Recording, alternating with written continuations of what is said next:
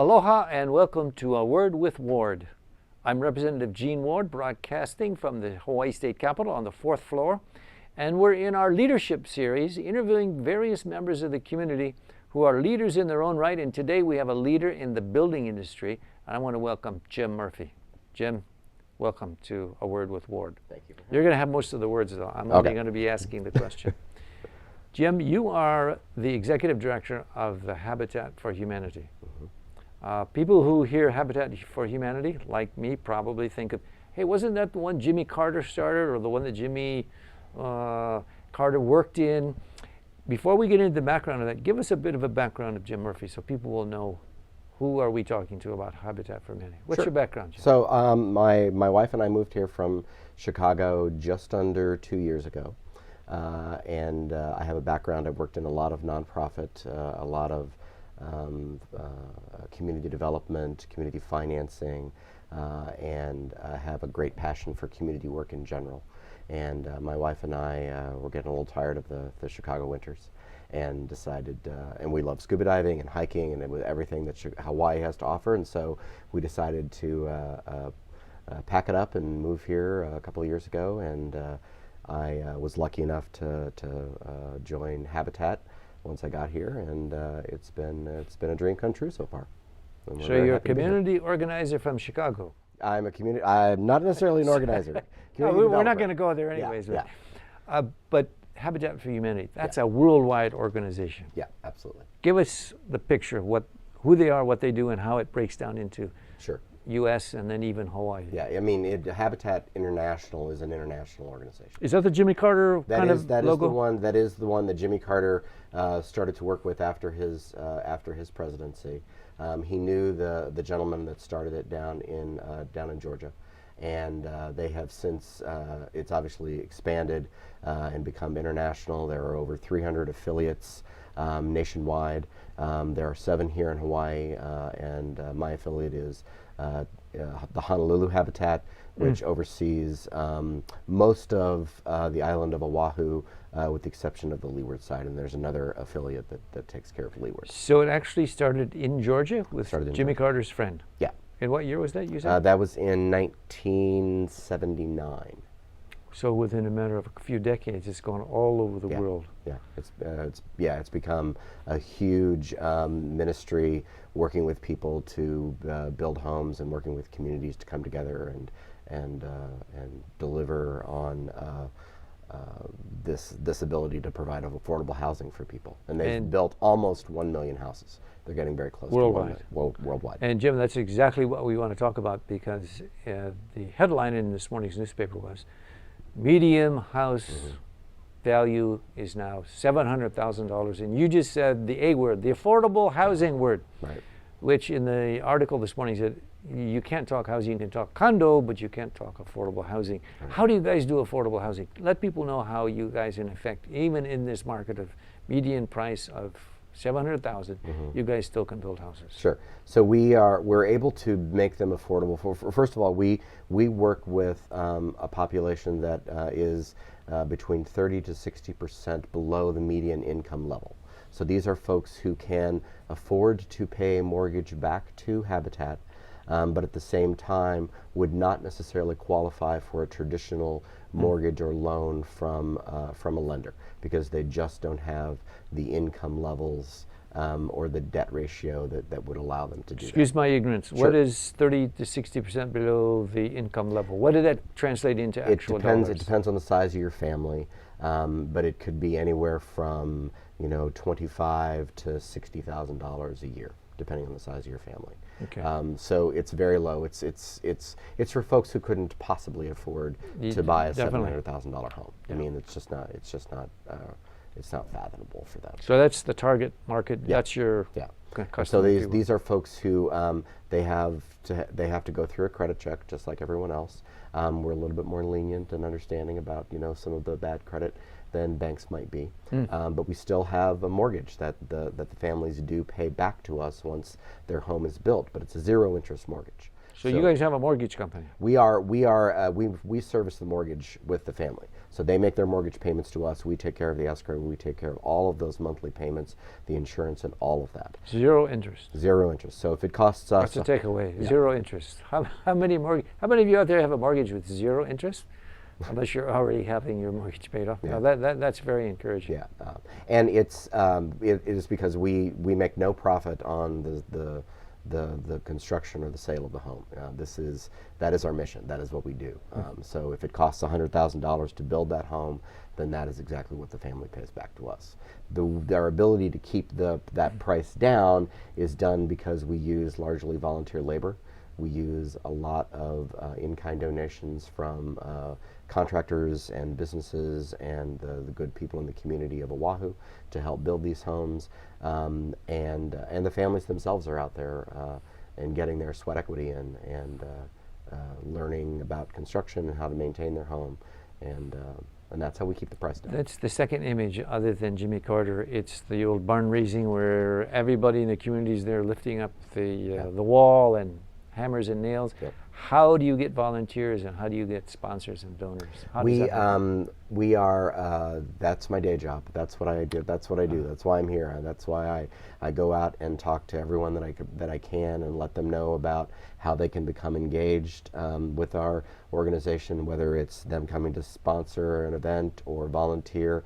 And it's one of the things that I love about Oahu is that businesses and communities really do work together to help solve some of these problems. So there's a lot of businesses on Oahu who will give their employees a day of volunteer where they are paid. They get to take the day off, but they take that day and they volunteer for an organization that they are interested in. And so we go out and talk to all of these groups and see if they might be interested in coming out and volunteering for a day. We're also blessed because we have a lot of military around. So military is phenomenal to come out and help us on build sites. Not only are they just great folks that will come out and give their time, they can also lift heavy objects, and that's important sometimes. So finding volunteers is always a challenge because there's lots of organizations out there that need volunteers. But we've got a good brand, and we do our level best to make sure that it's an engaging opportunity for the volunteers to come out, and they're out there helping their neighbors. So they're not and that's it's very important for us to get the communities involved. So when we're building a home in Waimanalo, we want the community of Waimanalo to come out and help. And you've got some good numbers. When we talked about affordable housing, people usually kind of say, "Oh yeah, 300,000-400,000 is the range." What's the average house that would be built by your volunteers and the sweat equity and the other sponsorships? Sure. We can probably build, depending on the size of the home, it's anywhere between $120,000 to $180,000. This is a house now. This is a house. It's not a shack. It's not a condo. It is a quality house that is built to the family's size within their income level.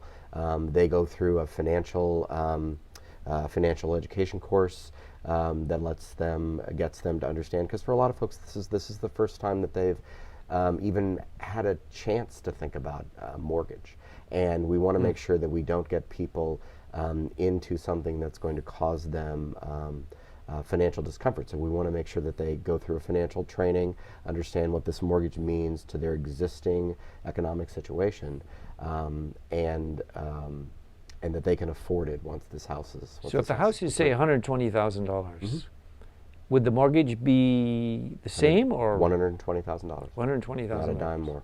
Not a dime more. So. For some, that's a couple of cars in the driveway in terms of the cost-wise. Yeah. But I know when we had spoken off-air, you had mentioned that there is one condition, and that is you guys don't provide the property, correct? True. Now, so how does that land and infrastructure fit into this model? So one of the biggest challenges that I've got as an affiliate is the land cost in Oahu is so high that I couldn't possibly buy land and be able to fit that into a family's mortgage because the land value itself is much greater than the property, and families just wouldn't be able to afford it. So families come to us in two different ways. One, they either come to us with land that they already have, And there are a lot of folks out there that have had land that have been passed down from generation to generation. They may have a house on it right now that has been dilapidated and then needs to be leveled and a new one built, or they are a land lease recipient from Hawaiian Homelands. And we work very closely with DHHL. So that when they assign a lease to a particular family, and that family is in need of an affordable housing program like we offer, they'll introduce the family to us and see if they fit into our program. So the sweat equity then basically fits into a mortgage, which these are new materials that you. Yeah, brand new. So this is a brand new house. Yeah, brand new house. Brand new house for $120,000. Yeah. I think that's where people are sighing, like, oh, those are really the good old days of Hawaii. Yeah. But the sweat equity, you said the community, if it's built in Waimanalo, the community, how do you engage the community? This is your community activism role. Yeah. How do you do so that? we go out and talk to anyone and everyone and let them know what we're doing. Let them know if we're going. Our next construction project is probably going to be in Papakolea. So depending on whether or not we get, it's either going to be Papakolea or Kaneohe, depending on which permit we get first. But we'll go out to the community groups. We'll go out to churches. We'll go out to soccer fields or what have you, and just let people know that we're going to be building here. If anyone would like to volunteer, we'd love to have you here. We'd love to talk to you about our mission. We'd like to find out if there are other families here that would like to, that might be in need of a home. We want to know the community as much as we can. One of the ways that we do get to know the community is the sweat equity piece. So prior to a family starting a construction project, they have to do 50 hours of sweat equity with Habitat. So they come to our restore, they come and work with a different home that's being built. They maybe come into our office and donate some time, doing some office work. But there's a percentage of those sweat equity hours that they can use at another organization or another charity, and they can volunteer some time there. The only stipulation is I want them to introduce me to that executive director in that organization, because I want us to know each other, and I want them to get the community involved as much as possible.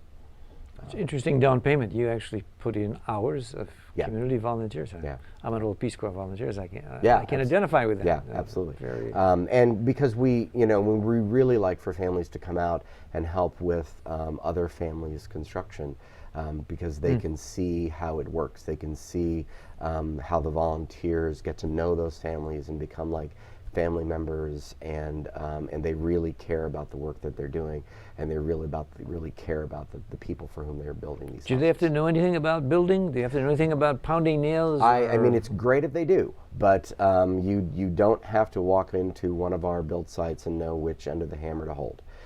We have construction managers and site supervisors that will teach, and that's one of the components of what we want to do, is not only teach the family members about construction, but also teach the volunteers about construction, because we want the family members to be able to maintain their home once it's built.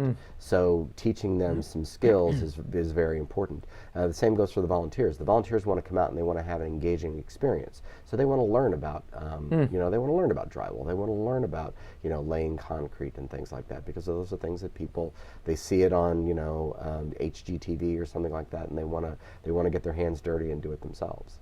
So another image I'm flashing on, other than Jimmy Carter and the notion of the sweat equity, is the Move That Bus TV show, which I'm sure a lot of people have watched. How comparable is that? Or is that where they bring in sponsors and the sponsors pay for everything, and then they pick a house or they pick a person? How is that? I think that that has got probably a lot better sponsors than we've got.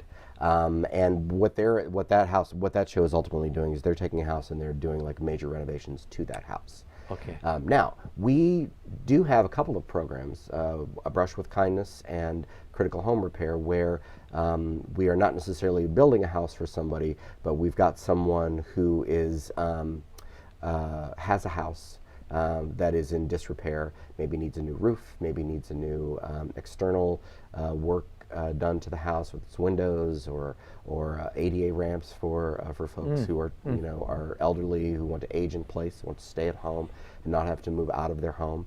So we've got programs like that we can do for folks who already own their home. But we don't do it hidden behind a bus. We do it very much in the open, and we want everybody to know that we're there. And those families, just like the rest of the Habitat families, are right there doing the work with us. Do you take media or have a video of here it was in its raw form or before it was built and then stages through the building? We do a lot. We do a lot of sort of before and after photos, and we take a lot of pictures when we're out there during the week, and we get a lot of sponsors who come out and they'll sponsor a day. So a company will make a donation to Habitat, but then they'll also bring out 20 of their employees who want to volunteer for the day. They'll generally want to get some media, rightfully so, for their work, and so we'll get a little media work there, or a little media. Jim, why I was saying that is that, and maybe it's my own ignorance or lack of awareness, is that I didn't know what you guys were doing. I was last with Habitat in Indonesia. It was a grand opening for a Jakarta something near the airport. It was a beautiful building, and I was touched by it. And then recently there was someone at a church that I was at was speaking about Habitat. And I said, well, what's going on in Hawaii? I should know this. Are you guys a well-kept secret, or should you be a person who says, move that bus or something where more people could know about it? Because when you talk about affordable housing at 120,000, and there's a lot of people who do have dilapidated houses, do have low income. I mean, we have a lot of people struggling just to keep above water here. And for others who are on Hawaiian homes, who either need a renovation or actually need, because they have a lot, can put it on. I'm surprised that you're not like a one-armed paper hanger just going gangbusters, because the prices are so low. Yeah. It's the challenge for Habitat here on Oahu has always been the land issue. It's always been the ability to find partner families that are in sort of that sweet spot where they can't afford to pay a mortgage, but they can't get a financing through a bank, and they're also either a land lease recipient or have land of them. So how do people find out about you, or how do you find out about people, or is it a mutual thing? It's a mutual thing. I mean, I've started with Habitat last August, so I've been there just under a year, and I've spent the last year just going out and talking to anyone and everyone and letting them know that we're here, and we're relevant, and we're really, really anxious to get as much work as we possibly can done, and we want people to get engaged with us any way they can. It's been a little quiet for us over the last couple of years. We've had some internal changes, but we've recovered nicely, and we're really looking forward to a very robust remainder of 2015, which is now halfway over, and 2016. So we're really optimistic about the opportunities that lie ahead for us. I was thinking maybe you're the guy who should have the TV show, not me. You should have the TV show, so people will know about this, can get behind it.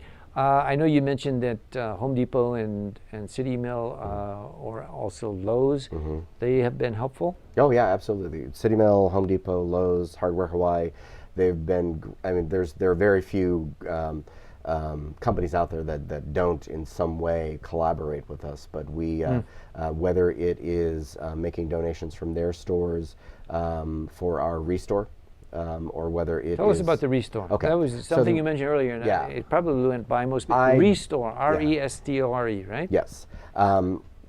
Restore is a really well-kept secret.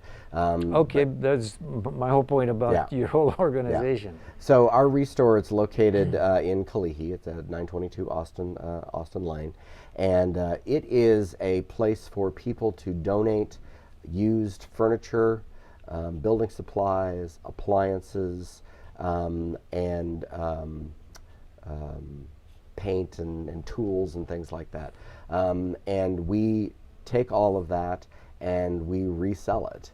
And we'll clean up furniture, repair it if it needs to, and if it needs to be, and then we resell that, and all of the proceeds from our Restore go towards our mission of building homes.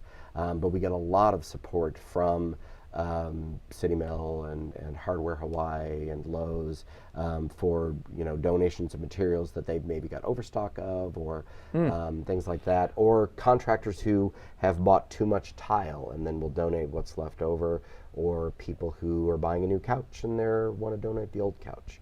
On that very issue, if somebody out here is listening, Yes. and they say, I overbought my gypboard, or hardwood flooring or something, or windows. Yeah. Can they just ring you and say, look, I want to give you that for the restore so you can resell it? Or do you go and pick up the stuff? We can pick it up. They can drop it off. We're totally flexible to do either one of those things. So we're more than happy to go pick up material, and go more than happy to pick up refrigerators and all of that and bring it to our store and sell. That is really a well-kept secret. It is. I thought only the Goodwill or Salvation Army does that stuff. We're very specific because we don't take clothes, we don't take pots and pans, we don't take a lot of those things. And there are a number of resale shops like that, like Goodwill and places like that. But ours is very specifically about building materials. Yeah, and we've only been open for a couple of years. Do you have an easy to remember phone number? We do. What is it? It is 538-7070. Oh, okay, that is easy to remember. Yeah. 7070. Yeah. That to me is something where, usually, generally speaking, when the Hawaii community finds out about something and they like it, they support it, they build it.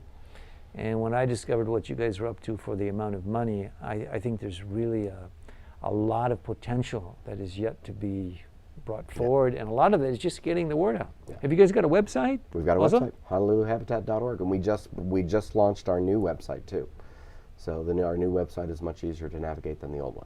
If you geared up to the vision of a house for anybody who could afford it, particularly at those prices, what would be what's the number of houses now, and what's the number that you think, if you really got in the fast lane, you could build? I think my goal for the next couple of years is to actively be building at all times, and to try and get 6 homes built a year.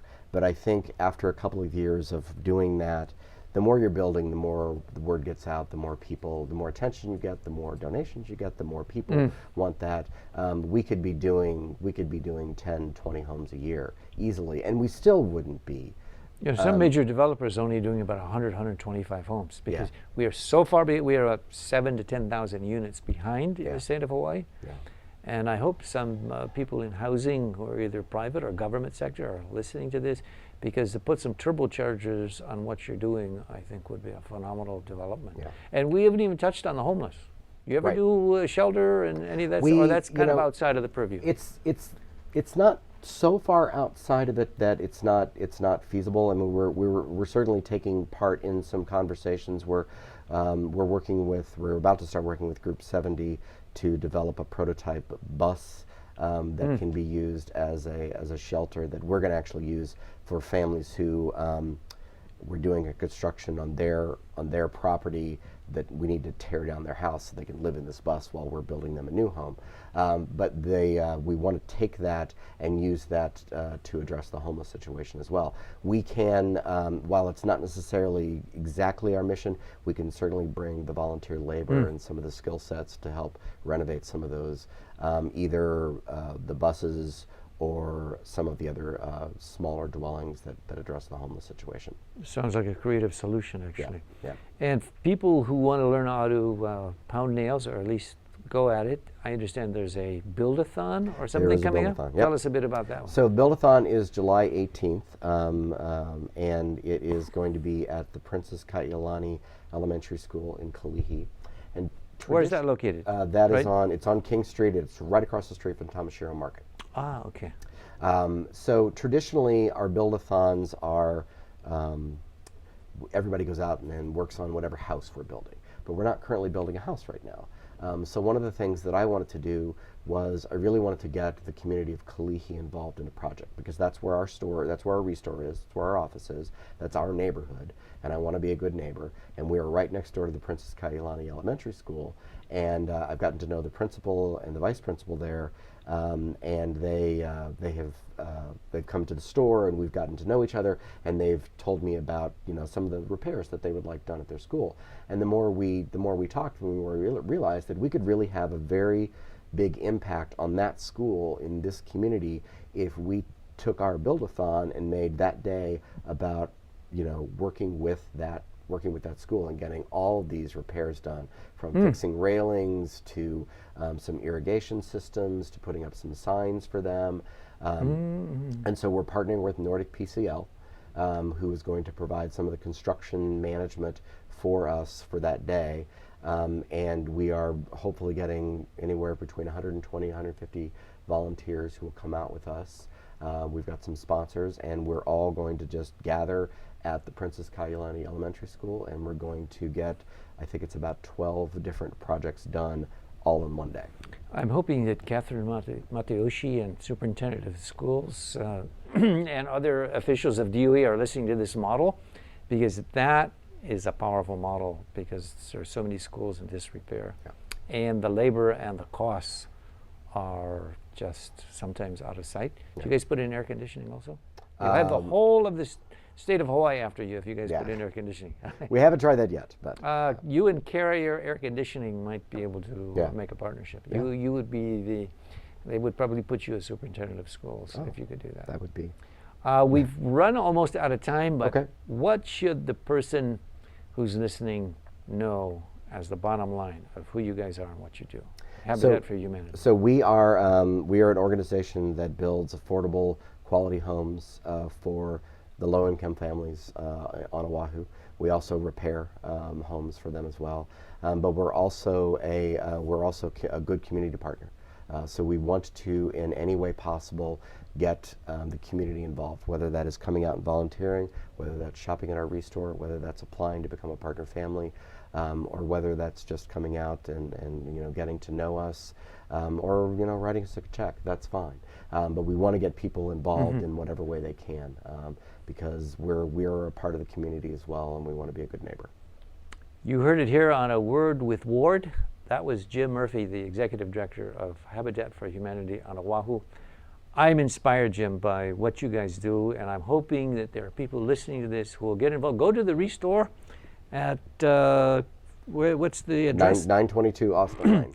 922 Austin Lane in Kalihi. In Kalihi. Or if you want to give anything that has building material value or building material that you can donate and put in the restore, you can call 538-7070, 538-7070. Or if you want to do the build-a-thon, do you have to, they show up or they got to volunteer? You need to go to our website and sign up to become a volunteer for that. Sign up at the website. Jim, thank you so much for that. Thank you for watching A Word with Ward. I'm Representative Gene Ward. Thank you and aloha.